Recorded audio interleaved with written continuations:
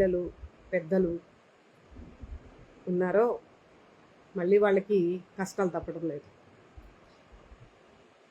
ఇప్పుడు తెలుస్తుంది నాకు తెలిసి ఈ ఒక్క విషయంలో ఖచ్చితంగా ఈరోజు జగనన్నని స్మరించుకొని ఉంటారు. ఖచ్చితంగా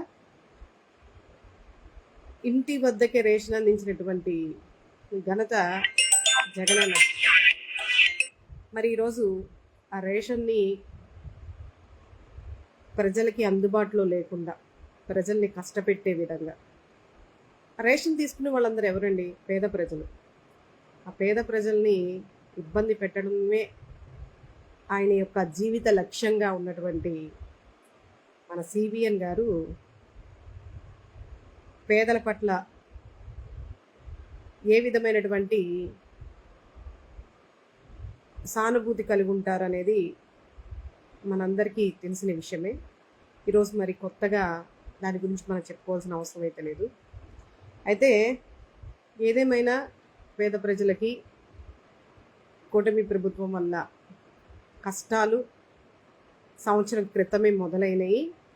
ఈరోజు ఇంకా అది స్పష్టంగా జగనన్నని స్మరించుకుని ఉంటారని నా యొక్క ఉద్దేశం.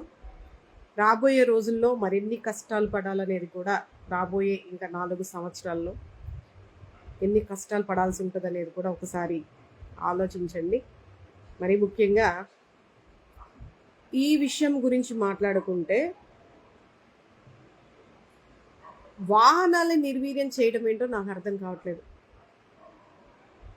అవకాశం ఉన్నదాన్ని ఉపయోగించకుండా ఉన్న వాటిని నాశనం చేసి ప్రజల్ని ఇబ్బంది పెట్టడంలో వచ్చే ఆనందం ఏంటో, ఆ పైశాచిక ఆనందం ఏంటనేది కూడా ప్రజలే ఆలోచించాలి. మరి దానివల్ల కూటమి ప్రభుత్వానికి వచ్చే నష్టం ఏంటనేది కూడా ప్రజలు ఆలోచించాలి.